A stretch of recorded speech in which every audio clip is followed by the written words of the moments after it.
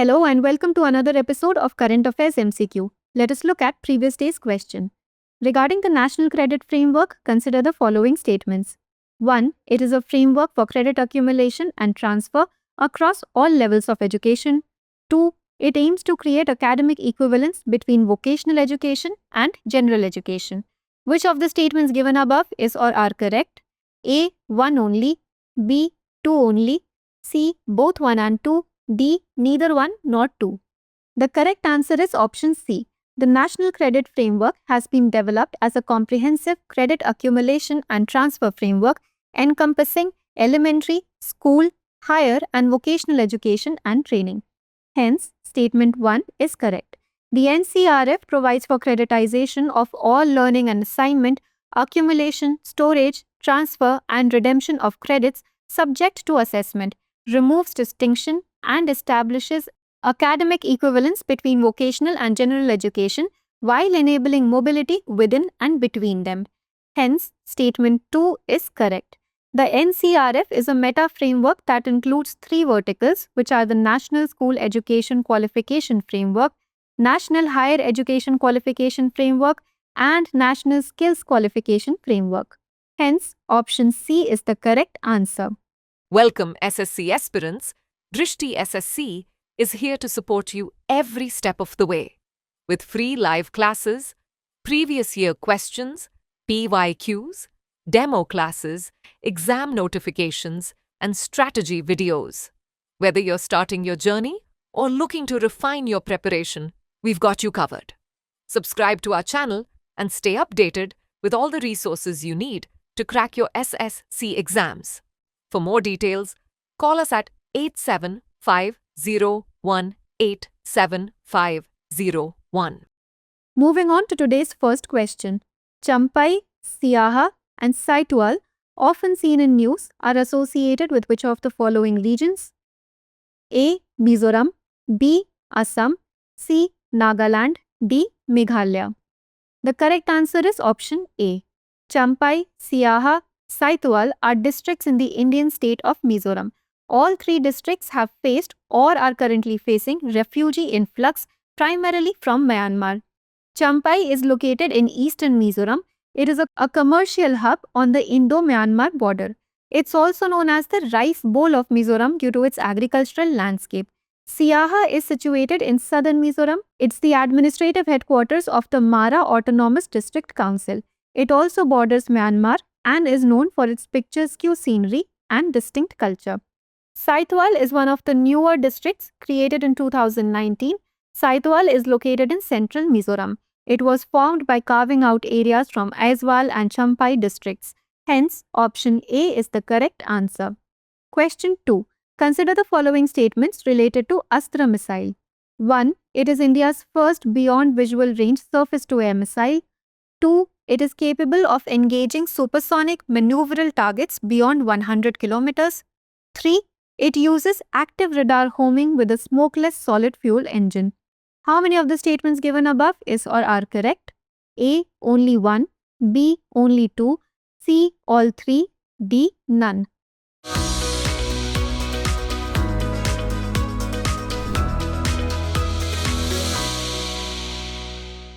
The correct answer is option B. Astra is India's first indigenous beyond visual range air-to-air missile designed to target enemy aircraft beyond line of sight. Hence, statement 1 is not correct. It is equipped with a DRDO-developed indigenous radio frequency seeker which enables the missile to detect, track and lock onto targets using radar, ensuring high accuracy in the terminal phase. It is capable of engaging supersonic maneuverable targets beyond 100 kilometers and up to 20 kilometer altitude. Hence, statement 2 is correct.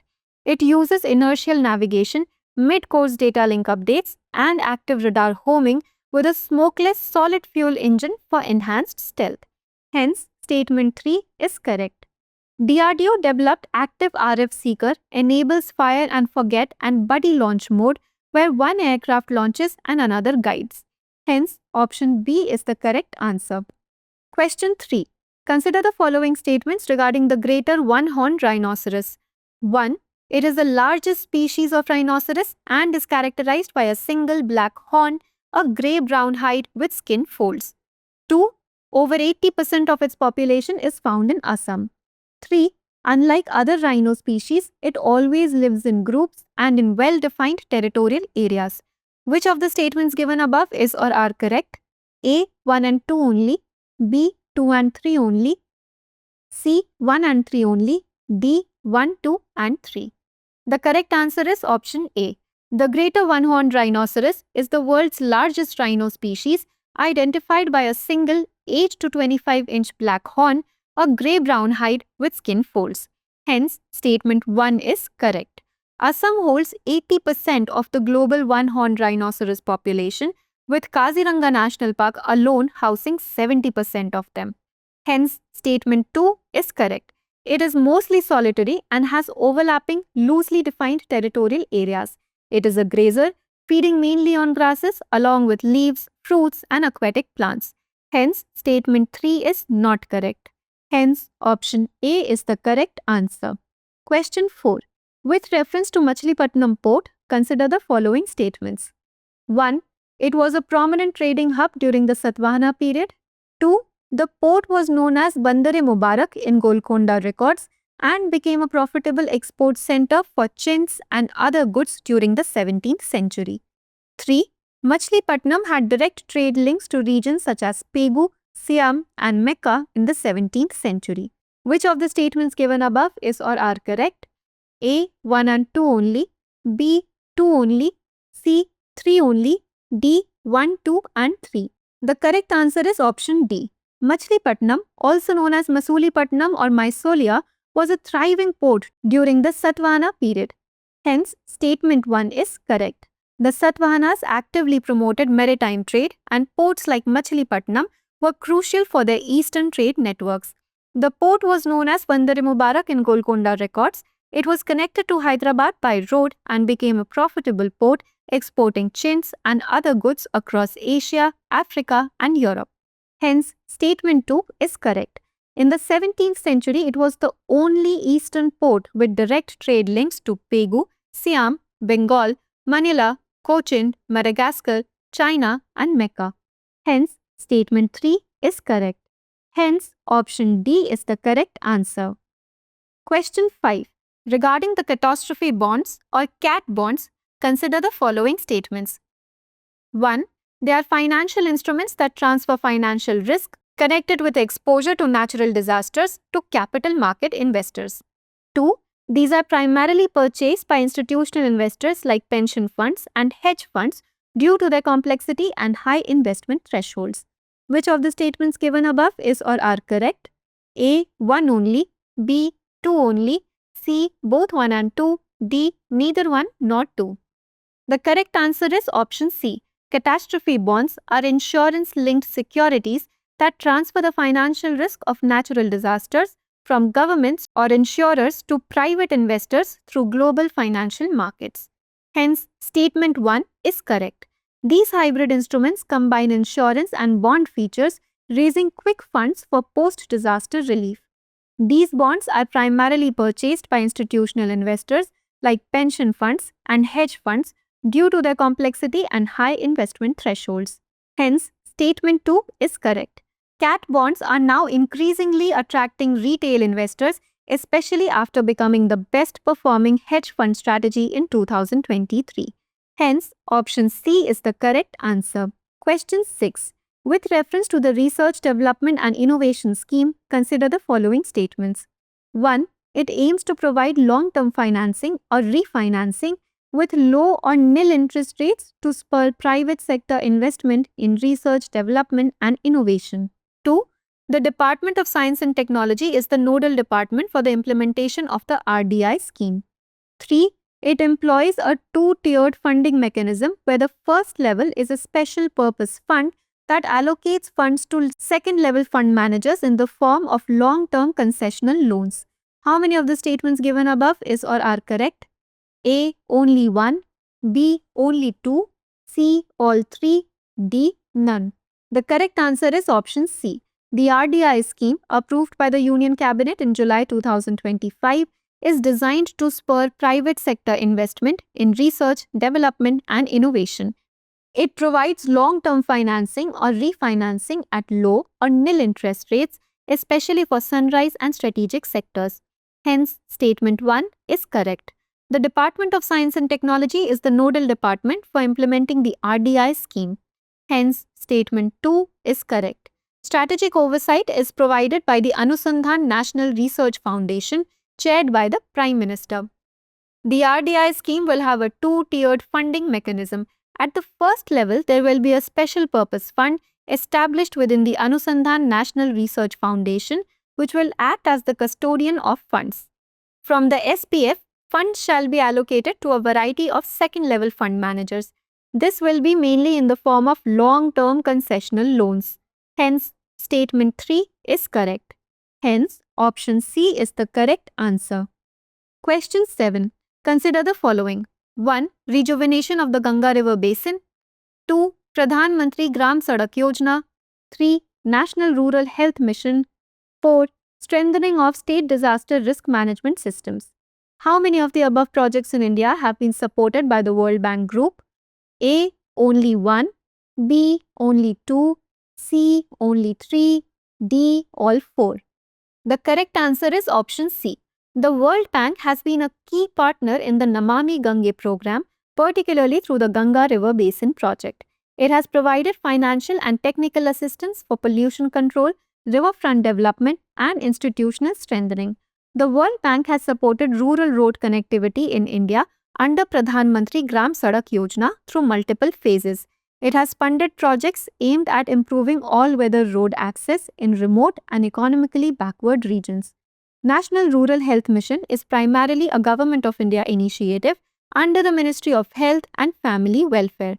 While the World Bank has supported health sector reforms in India, it has not been a direct funder of the NRHM as a central scheme. The World Bank has actively supported disaster risk reduction and resilience building in India. Projects include technical assistance, capacity building, and infrastructure support in states like Odisha, Uttarakhand, and Kerala. Hence, option C is the correct answer. Question 8. Nestled in the floodplains of a major river system, this protected area is known for its unique ecosystem comprising tall elephant grass, dense reeds, marshes, and shallow pools. The rivers Defalu and Mora Defalu flow from the national park, enriching its wetlands and supporting a diverse range of wildlife. Most notably, it is home to the iconic Big Five rhinoceros, tiger, elephant, Asiatic wild buffalo, and eastern swamp deer, making it a critical hub for wildlife conservation in India. Based on the above description, which of the following protected areas best fits these characteristics? A. Manas National Park. B. Kaziranga National Park. C. Dudhwa National Park. D. Jaldapara National Park. The correct answer is option B. Kaziranga National Park, located in Assam, India, is renowned for its unique wetland ecosystem that includes tall elephant grass, dense reeds, marshes, and shallow pools. The park is nourished by the Brahmaputra River and is home to a diverse range of wildlife. It plays a critical role in wildlife conservation, particularly for its population of the endangered one-horned rhinoceros. The rivers Defalu and Mora Defalu flow from the national park. It is also known for housing the iconic Big Five: rhinoceros, tiger, elephant, Asiatic wild buffalo, and eastern swamp deer. Its combination of floodplains, grassland, and wetlands makes it an essential conservation hub. Hence, option B is the correct answer. Question 9. Regarding the Nehru report, consider the following statements. 1. It was the first Indian attempt to draft a constitutional framework for self-governance. 2. It proposed dominion status for India but was opposed by leaders such as Jawaharlal Nehru, Subhash Chandra Bose, and S. Satyamurthy. 3. It opposed the idea of separate electorates for any community and instead recommended joint electorates with reserved seats for religious minorities. Which of the statements given above is or are correct? A. 1 and 2 only. B. 2 only. C. 3 only. D. 1, 2 and 3. The correct answer is option D. The Nehru report was the first Indian attempt to draft a constitutional framework for self-governance. Hence, statement 1 is correct. It was drafted by a committee headed by Motilal Nehru in response to the Simon Commission, which had no Indian members. The Nehru report proposed dominion status for India, but at December 1928 Calcutta Congress session, leaders like Jawaharlal Nehru, Subhash Bose and Satyamurthy opposed it, advocating for full independence. Hence, statement 2 is correct. The Nehru report opposed separate electorates for any community, proposing instead joint electorates with reserved seats for religious minorities at both the centre and in provinces where they were in minority, such as United Provinces, Central Provinces and Bombay. Hence, statement 3 is correct. Hence, option D is the correct answer. Question 10. With reference to the carbon credit trading scheme, consider the following statements. 1. It replaces the perform, achieve and trade system, focusing on reducing greenhouse gas emissions intensity rather than energy intensity. 2. It uses a rate-based emission trading system focused on emission intensity benchmarks. 3. The Bureau of Energy Efficiency and the National Steering Committee for the Indian Carbon Market are responsible for managing CCTS. How many of the statements given above is or are correct? A. Only 1, B. Only 2, C. All 3, D. None. The correct answer is option C. The Indian Carbon Credit Trading Scheme replaced the Perform, Achieve and Trade scheme, shifting the focus from reducing energy intensity to reducing greenhouse gas emissions intensity. Hence, statement 1 is correct. The CCTS is a market-based mechanism designed to reduce GHG emissions through carbon pricing and trading. India's Carbon Credit Trading Scheme does utilize a rate-based emissions trading system that focuses on emission intensity benchmarks. Hence, statement 2 is correct. This means that instead of setting a cap on total emissions, the scheme sets performance standards for a specific sector based on their emission intensity, which is the amount of greenhouse gas emitted per unit of output. The Bureau of Energy Efficiency and the National Steering Committee for the Indian Carbon Market are key bodies involved in managing India's carbon credit trading scheme. Hence, statement 3 is correct. The BEE acts as the administrator of the CCTS, while the NSCICM provides overall oversight and guidance. Hence, option C is the correct answer. Now, let us look at a practice question. Regarding the assistance in deploying energy-efficient technologies in industries and establishments scheme, consider the following statements. 1. It has been launched by the Union Ministry of Power in collaboration with the Bureau of Energy Efficiency. 2. It aims to accelerate the adoption of advanced energy-efficient technologies across India's micro, small and medium enterprises sector to reduce overall energy consumption.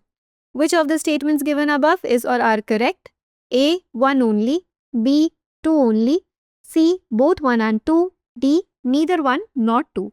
Please provide your answers in the comments section.